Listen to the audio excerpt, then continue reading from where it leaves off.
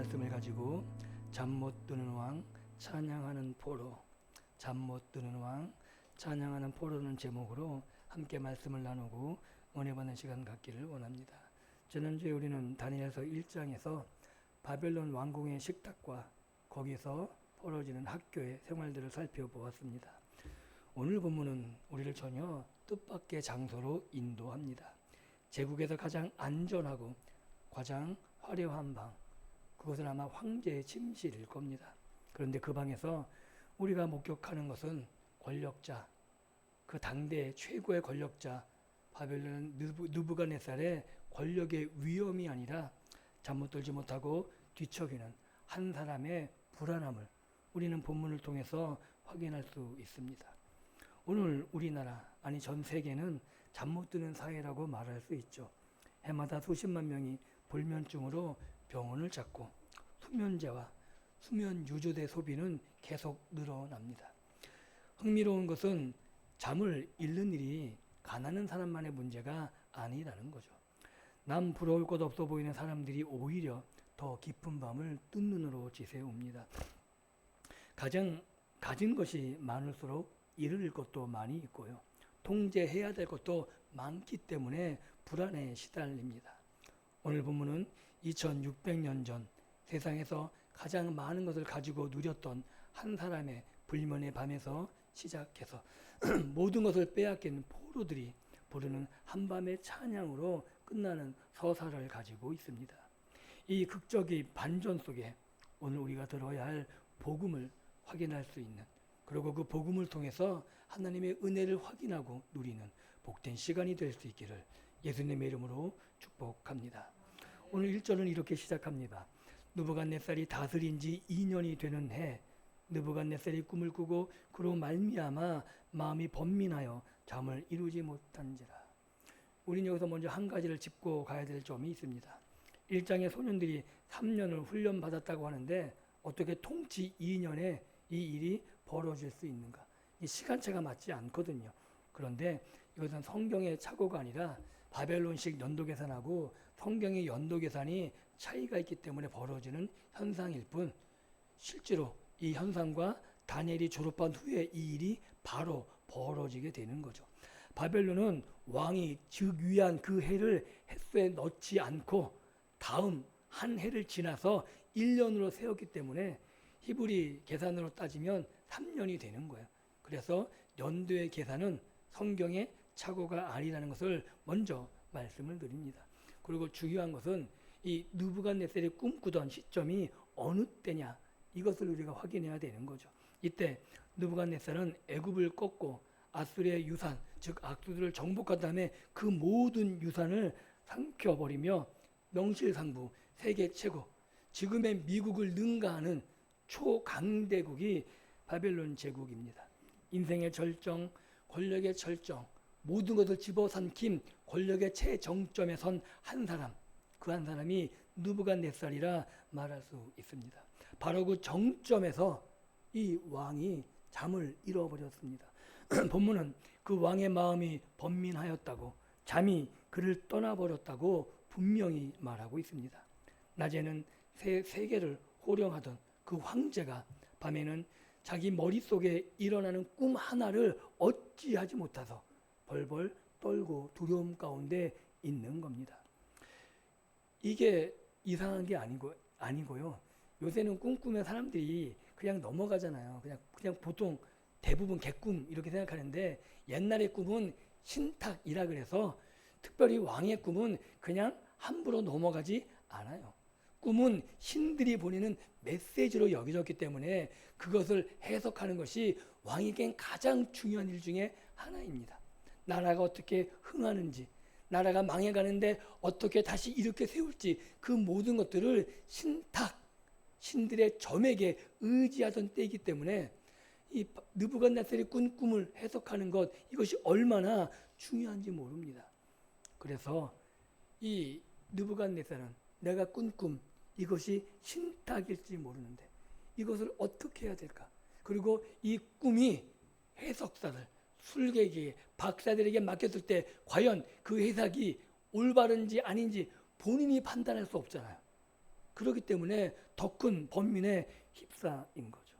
바로 여기에 하나님이 없는 인간의 초상이 담겨져 있습니다.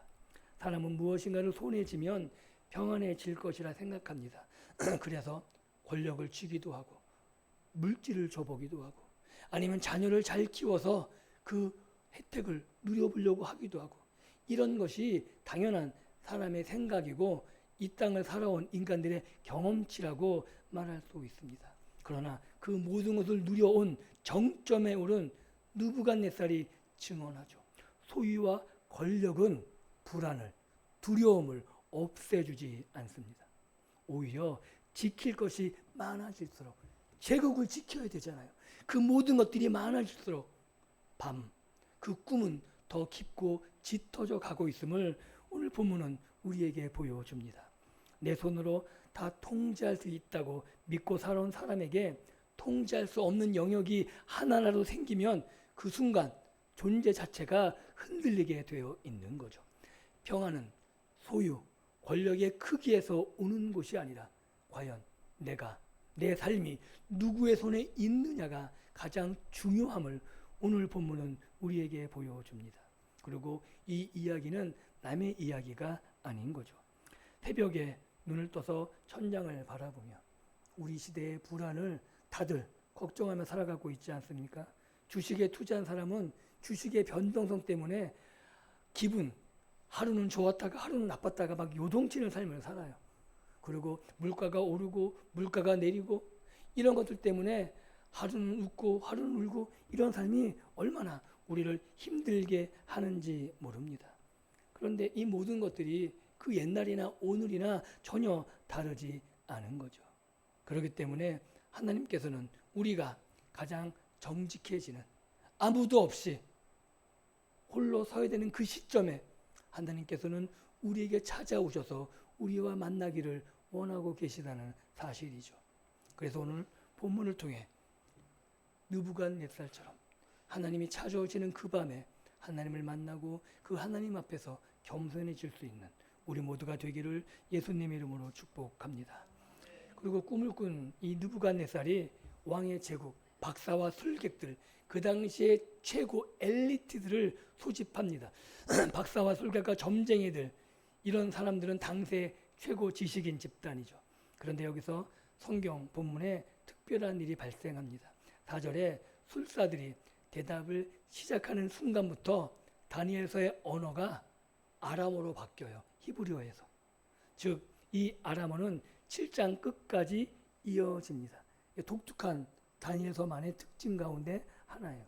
왜냐하면 이 아람어는 바벨론의 언어이기 때문에 당시 모든 세계를 지배했다고 여기는 바벨론 치하에서 전 세계에 쓰는 공통어라는 거죠. 즉 이제부터 전해질 2장부터 7장까지의 말씀은 유다 백성들에게만 해당하는 게 아니라 전 세계 모든 인류에게 허락된 말씀이라고 강조하고 있는 것처럼 보입니다. 즉 온 세상이 들어야 될 소식, 이것이 다니엘서에 나타나 있는 거죠. 그 핵심은 이겁니다. 하나님의 통치는 예루살렘에만 있는 것이 아니라 이스라엘만 하나님의 통치를 받는 것이 아니라 온 땅, 바벨론이 다스리는 나라라 할지라도 모든 것은 하나님이 다스리신다라는 메시지를 전해주고 있는 겁니다. 그리고 술사들은 관례대로 왕에게 청하기 시작하죠. 꿈을 말씀해 주시면 해석해 드리겠습니다. 당연한 거 아닌가요? 우리가 꿈꾸고 점쟁이를 찾아가도 꿈 이야기를 하잖아요. 꿈을 이야기해야 듣고 해석하잖아요. 당연한 이야기를 하고 있는 거예요. 그런데 왕은 말도 안 되는 명령을 내려요. 내 꿈도 맞춰. 내 꿈도 맞추고 해석해. 이게 무슨 말이냐면 지금 내가 막 꿈을 설명하고 너희들이 맞히면 그게 거짓말인지 아닌지 내가 어떻게 알겠어? 네가 내 꿈을 듣지 않고도 맞히면 그 꿈을 해석할 수 있다고 내가 알 수 있을 거야. 어떻게 보면 이게 사실 아닌가요? 꿈의 영역은 신들의 영역 아닐까요? 그렇다면 여러분들도 혹시 그러면 안 되지만 혹시 점쟁이를 찾아가시려면 꿈 이야기 하지 마시고 맞히라 그러세요. 내 상황 이야기하지 마시고 다 맞추고 해석하라 그러세요. 그 정도는 돼야지 찾아갈 만한 것 아닌가요? 지금 왕이 얼마나 지혜로운지 몰라요. 왜? 제국을 책임져야 되거든요. 이 술사들의 거짓말을 잘못 따랐다간 제국이 망할 수 있는데, 그 꿈이 너무나 신비로워서 두려움에 벌벌 떠는 꿈인데 어찌할 줄 모르는데 한낱 인간의 혀 놀림으로는 안 된다는 거예요. 그래서 정말 너희들이 신의 사람인 줄을 증명하라고 요구하고 있는 겁니다. 그러자 제국의 지식인들이 자신의 한계를 드러내죠. 그래서 이렇게 이야기해요. 왕께서 물으신 것은 어려운 일이라. 자신이 못한다는 거죠. 육체와 함께 살지 않은 신들, 그 신들 외에는 왕 앞에 그것을 보일 자가 없나이다. 지금 뭐냐면 우리는 못하겠습니다. 이야기하고 있는 거예요. 네, 이야기하지도 않은 꿈을 어떻게 맞히겠어요? 아주 정직하지만 무능하다는 이야기를 고백하고 있는 거죠. 인간의 지혜는 땅의 일을 분석하고 예측하는데 쓸모가 있을지 모르겠지만 하늘의 비밀 앞에서는 한치의 문, 그 한치의 틈도 열 수 없다는 자백을 하고 있는 겁니다. 그것은 오늘 우리 시대라고 다르지 않죠. 지금 인공지능이 발달한 시대입니다. 빅데이터 이런 것들을 통해 사람을 예측하기 시작하죠. 그리고 사람의 예측보다 더 정확한 데이터를 가지고 분석해서 인공지능이 명령을 내리기 시작하는 시대가 되었습니다. 이번에 전쟁 AI가 주도하고 있거든요. 수만 가지를 버려놓은 다음에 10초 안에 선택하라 그래요. 선택할까요? 못해요. 그러면 AI가 그냥 결정하는 거예요. 가장 옳다고 생각하는 거예요. 지금 그런 시대에 우리가 살고 있는 겁니다. 이런 급변하고 모든 것이 완벽하게 진행되는 그런 상태라고 여겨지는 시대이지만 정작 한 사람, 이 느부갓네살의 불안이 오늘 우리들의 불안과 별로 다르지 않은 거죠. 죽음 너머엔 무엇이 있는지, 역사가 어디로 가고 있는지, 나는 누구인지, 우리는 무엇을 해 사는지, 이런 근본적인 질문엔 어떤 대답도 내릴 수 있는 사람도 없고 인공지능도 없는 겁니다. 계산할 수 있는 것과 알 수 있다는 것은 전혀 다르다는 거죠. 그리고 그렇게 정직하게 말한 무능의 자리에 권력의 민낯이 드러납니다. 왕은 진노해서 바벨론의 모든 지혜자를, 그 지식인들을 다 죽이라고 명합니다. 자기 불안을 해결하지 못하자 분풀이하는 거죠. 이것도 몰라? 너희들이 지식인이라며, 너희들이 가장 뛰어난 사람이네, 나를 가르치는 사람이라며 화가 나가지고 그냥 홧김에 죽여버려, 이런 거예요. 광해군이나 연산군처럼 분노에 사로잡힌 권력자의 민낯을 보게 되는 거죠. 그리고 이 모습은 규모만 다를 뿐 우리의 일상에도 동일하게 반복적으로 일어나는 겁니다. 사업이 흔들리는 불안, 그 불안을 집에 오면은 가족들에게 화풀이해요. 얼마나 황당한 일이에요. 그죠? 그런 일 많이 당해보지 않으셨나요? 밖에서 있는 일들을 가지고 집에 돌아와서 가족들을 힘들게 하고 또한 그것을 온전히 받아내야 되는 그런 모습, 그 모습대로 우리는 살아갑니다. 그런 세상의 불안의 칼날이 무고한 사람을 향하는데 그것도 인지하지 못하는 그런 삶을 우리가 살아가게 되는 거죠. 이와 마찬가지로 이제 막 왕의 자문단 3년의 학교 수련을 끝내고 이제 왕 앞에 서는 다니엘과 세 친구도 영문도 알지 못하고 죽음에 처해요. 이제 졸업해서 뭔가 해보려고 그러는데 왕 앞에 서보지도 못하고 왕이 명령을 내렸어요. 죽여버려. 얼마나 황당해요. 이것은 다니엘과 그 세 친구들이 무엇을 잘못해서가 아닌 거죠. 바벨론과 같은 세상에서는 신실하게 살아도 재난이 닥쳐오고 그 재난을 막을 길이 없는 겁니다. 즉 신앙은 재난을 면제해 주지 않습니다. 신앙이란 건 재난 한가운데 우리가 붙잡을 손이 있다는 거죠. 즉 우리가 예수님을 믿으면 양탄자, 그런 성공의 태도가 깔려있지 않은 거예요. 우리가 예수님을 믿는다는 것은 어떤 상황이 있든지 간에 우리가 붙들 예수님이 계시다는 것, 이것이 우리가 믿는 믿음이라고 성경은 말하고 있는 겁니다. 이제 그 박사와 술객들, 지혜자들을 처형하려고 온 시위대장 다니엘 앞에서 다니엘이 서서 말합니다. 당황하지도 변명하지도 부당하다고 소리치며 막 발악하는 것도 아닙니다. 오히려 그 왕의 근위대장, 자신의 생명줄을 쥐고 있는 그 앞에 당당하고 침착하게 묻고 사정을 알아보고 왕 앞에 나아갑니다. 그리고 왕에게 말하죠. 이것이 오늘 다니엘이 우리에게 보여준 겁니다. 그리고 다니엘은 시간을 얻어 한 일이 있습니다. 그 일이 뭐냐 하면 골방에 들어가 하나님 앞에 기도하는 거죠. 다니엘 스스로가 이 문제를 해결하는 것이 아닙니다. 그리고 다니엘은 그 일을 하나님께 혼자 할 수 있음에도 불구하고 세 친구들에게 알려서 함께 기도하기를 요청합니다. 이것이 바로 오늘 교회 공동체가 해야 될 일이라는 거죠. 세상의 재난이 함께 밀려올 때 나와 관계없는 사람들이 우리 속에서 함께 무너져갈 때 하나님의 백성들은 하나님 앞에 나와 함께 기도하며 그 재난을 막아 세우며 그들을 구하며 그들을 하나님 앞에 세우는 것, 이것이 오늘 우리들에게 다니엘과 그 세 친구들이 했던 그 일처럼 오늘 믿음의 백성인 우리들에게 하나님이 부탁하신 일이라고 성경은 말하고 있는 겁니다. 이 사소해 보이지만 이 장면은 매우 중요하고 핵심적인 거죠. 다니엘은 이미 왕궁이 인정한 인재입니다. 소수의 특별한 그룹인 거죠. 그리고 세 친구보다도 훨씬 더 탁월했다고 성경은 분명히 기록합니다. 그럼에도 불구하고 다니엘은 위기를 혼자 하겠다고 그렇게 혼자 앞서가는 것이 아니라 함께 하늘의 하나님을 의지해서 같이 기도하고 구한 거죠.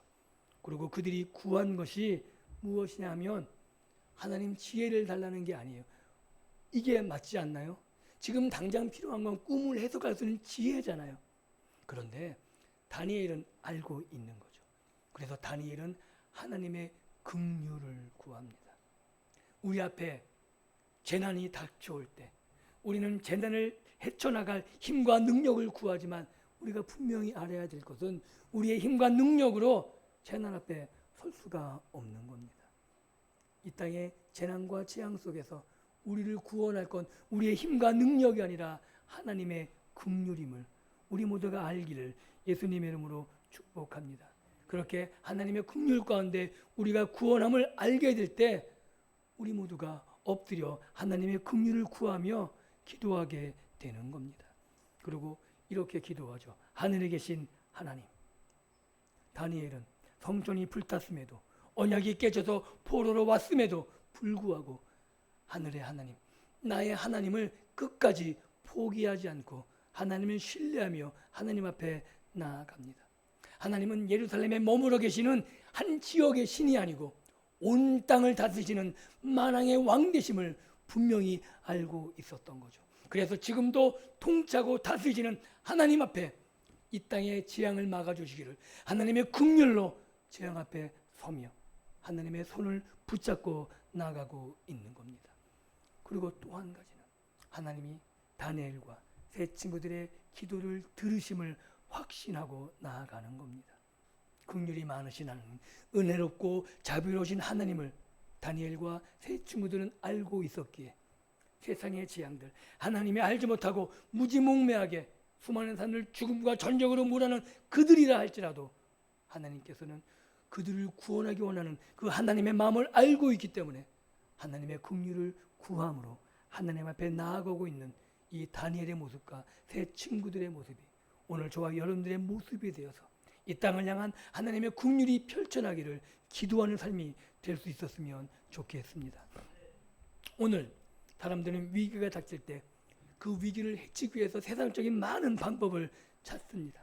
사람들 찾고 돈을 찾고 권력을 찾고, 그런데 중요한 것은, 우리에게 필요한 것은 그런 인맥이나 돈이나 권력이 아니라 하나님께 기도할 수 있는 기도의 동역자라는 거죠. 왜냐하면 하나님의 긍휼이 이 땅을 구원하기에 그 하나님의 긍휼을 향해 손을 들 수 있는 믿음의 동역자가 필요합니다. 그래서 교회 공동체가 필요한 것이고 교회 공동체를 통해서 세상의 재난이나 그 어려움 가운데 합심해서 함께 기도할 때 하나님이 우리의 기도를 들으시고 역사하셔서 놀라운 일들을 일으켜 세워주실지를 믿는 겁니다. 그래서 교회는 말씀의 공동체이자 기도의 공동체이고자 합니다. 우리 교회는 함께 모여 기도하고 말씀을 나누고, 그래서 이 땅을 향해서 하나님의 이름으로, 예수 그리스도의 이름으로 말씀을 선포하며 하나님의 궁의를 선포하는 그런 교회로 자리매김했으면 좋겠습니다.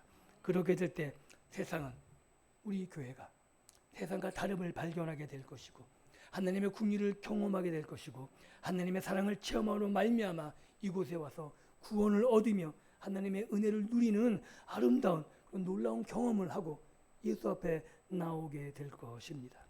그리고 오늘 본문 19절 23절에 아주 놀라운 반전이 기록되어 있죠. 19절에 이렇게 기록하고 있습니다.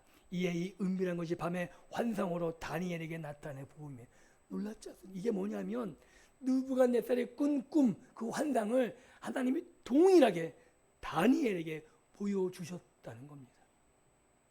하나님만 가능한 거죠.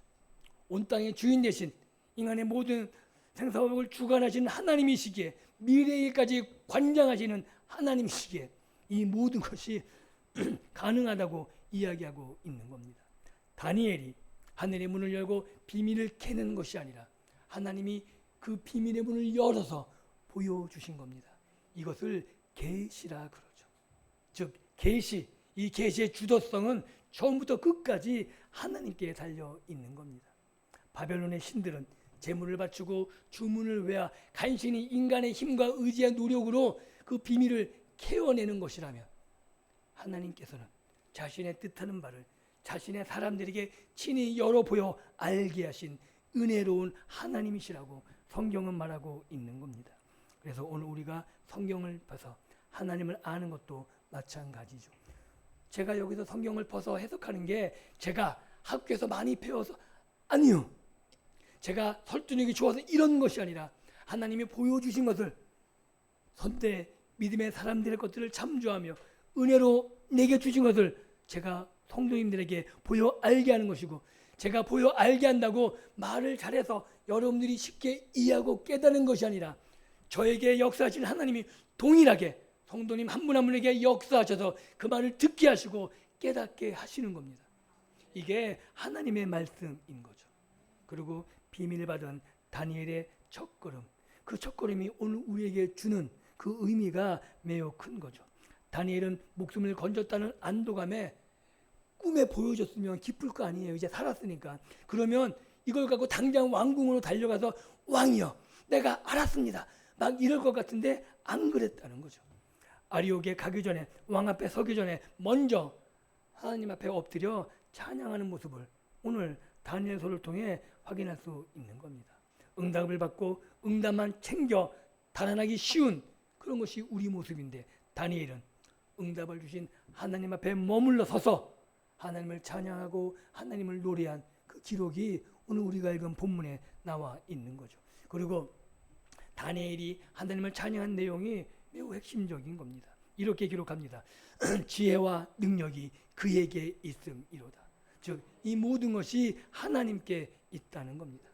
바벨론이 자랑하는 두 가지, 그게 뭐냐면 술사들의 지혜와 황제의 능력입니다. 이 두 개가 만나 전 세계를 지배하게 됐다고 말하는 거죠. 그런데 다니엘은 그 둘, 지혜와 능력 모든 것이 하나님께 있다라고 노래하는 겁니다. 그는 때와 계절을 바꾸시며 왕들을 패하시고 왕들을 세우시는 하나님을 알고 있었기에 이 모든 것이 하나님께로부터 왔다고 고백하며 하나님을 찬양하고 있는 겁니다. 느부갓네살은 자기가 역사를 만들 줄 알았지만 사실 그 느부갓네살의 왕자도 하나님이 잠시 맡긴 자리임에 불과합니다. 왕조의 흥망성쇠, 시대의 변화, 그 모든 시간표를, 역사의 시간표를 따로 쥐고 계신 분, 그분이 하나님이심을 다니엘이 분명히 알고 있었던 거죠. 이런 다니엘의 고백은 오늘 우리들에게도 굉장히 큰 자유를 허락합니다. 오늘 우리 시대의 정권이 바뀌고 경제 흐름들이 바뀔 그 시대에 모든 것이 변할 때 우리가 하나님을 모르면 세상의 변화에 일희일비할지 모르겠지만 우리는 그럴 필요가 없는 거죠. 왜냐하면 변화 위에서 모든 것을 바꾸시는 분이 하나님이시기 때문에 그렇습니다. 뉴스를 읽고 우리가 분석해야 되지만 그 뉴스의 분석에 지배되지 않는 것, 바로 이것이 하나님을 섬기며 하나님을 신뢰하는 하나님의 백성들, 찬양하는 사람들의 여유로운 삶이라고 성경이 말하고 있는 겁니다. 그는 깊고 은밀한 일을 나타내시고 어두운 데 있는 것을 아시며 또 빛이 그와 함께 있도다. 이것이 하나님의 능력입니다. 황제의 침실을 채운 어둠도, 역사의 앞날을 가리운 어둠도 하나님 앞에서는 환한 대낮과 같은 거죠. 하나님 앞에는 가리운 것도 없고 하나님 앞에는 막아설 것도 아무것도 없는 겁니다. 한번 이 장면을 멀리 서서 조망해 보셨으면 좋겠습니다. 대산 꼭대기 정점에 앉은 황제는 잠을 잃고 두려움에 떨고 있는데 사형 명단에 오른 식민지의 포로 한 명이 한밤중 일어나 찬양을 부르고 있는 모습, 얼마나 대조적입니까? 훗날 빌립보 감옥의 바울과 실라가 매맞은 몸으로 한밤중에 찬양했던 그 모습도 기억해 보셨으면 좋겠습니다. 놀랍지 않습니까? 억울하게 감옥에 갇혀서 억울하게 매를 맞았는데 저항하거나 항변하거나 막 몸부림치는 것이 아니라 하나님 앞에 찬양 돌리는 삶, 진정한 자유가 그에게 있었다고 성경은 말하고 있는 겁니다. 세상의 셈법이 완전히 뒤바뀐 놀라운 광경을 우리가 보게 되는 거죠. 즉 평안은 왕자에 있지 않은 겁니다. 하나님의 손안에 있는 사람에게 평안이 있음을 믿을 수 있기를 예수님의 이름으로 축복합니다. 찬양은 형편이 만드는 것이 아니라 그 형편 위에, 그 삶의 상황 위에 계시는 하나님의 능력, 하나님을 보는 눈으로 만드는 것이 우리들의 평안입니다. 그런데 사랑하는 성도 여러분, 이 말씀을 이렇게 해석하지 않았으면 좋겠습니다. 우리도 다니엘처럼 침착하게 기도하자. 본문은 이런 이야기가 아닌 겁니다. 우리는 정직하지 못합니다. 왜냐하면 이것을 한낱 무용담이나 한낱 영웅담으로 끝난다면 우리는 우리 자신을 속이고 있는지도 모릅니다. 솔직히 우리는 다니엘보다 느부갓네살을 훨씬 더 닮은 거죠.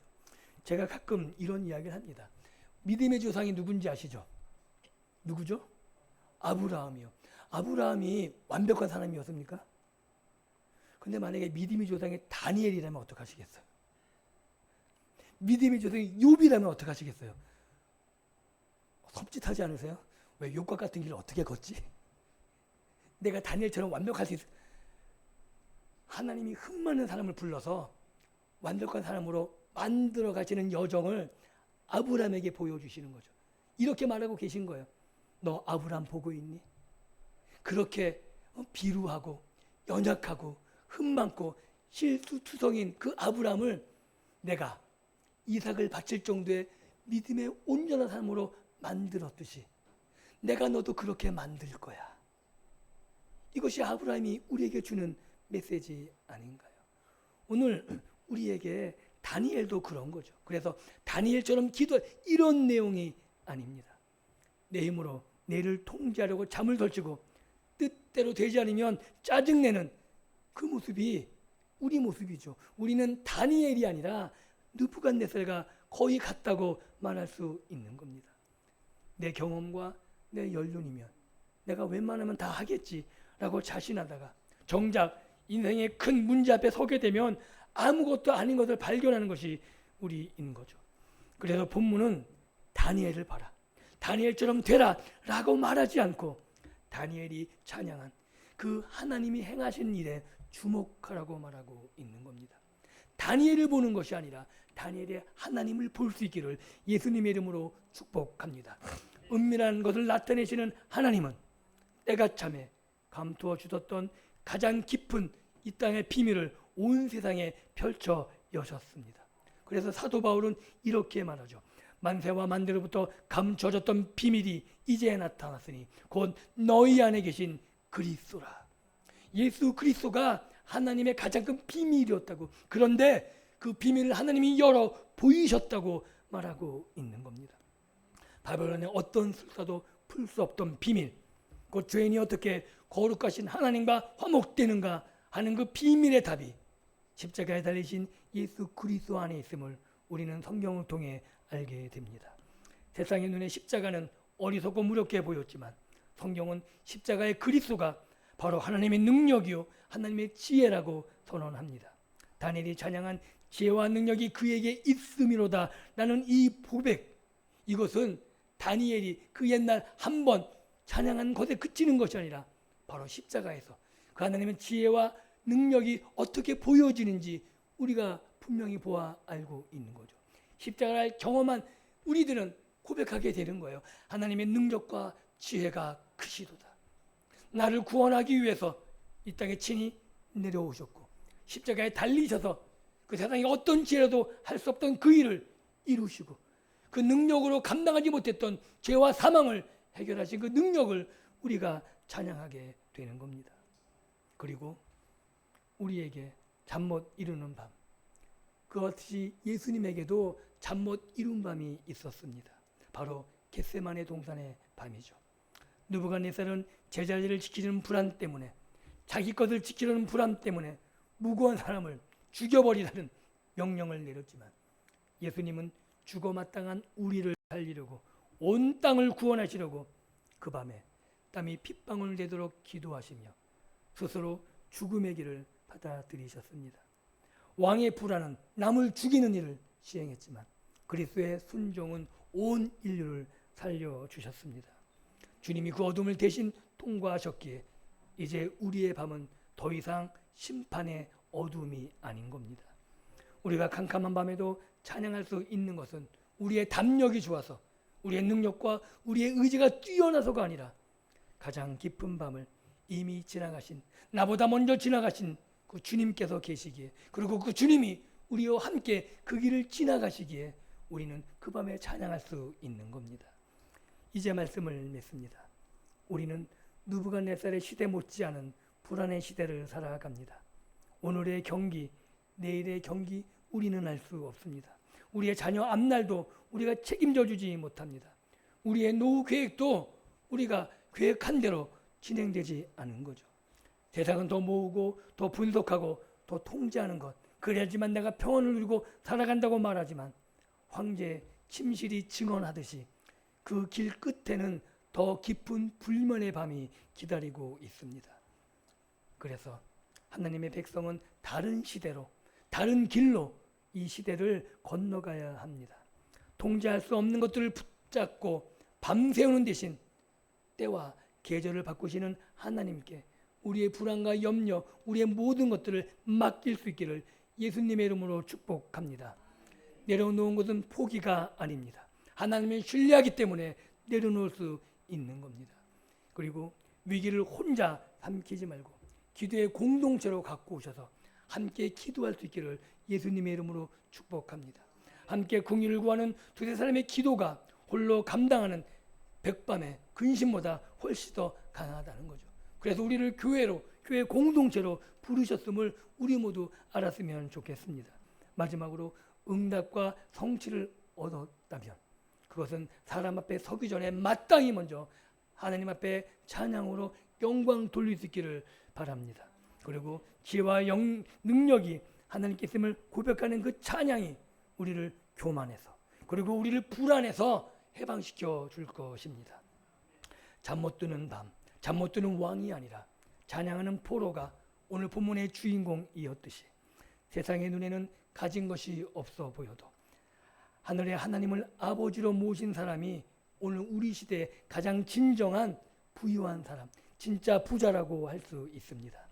다니엘이 받은 그 꿈의 내용은 우리가 다음 주에 한번 살펴보게 될 것입니다. 오늘은 하나님께서 주신 그 계시, 왕의 꿈이 어디서 왔는지를 기억하며 돌아가셨으면 좋겠습니다.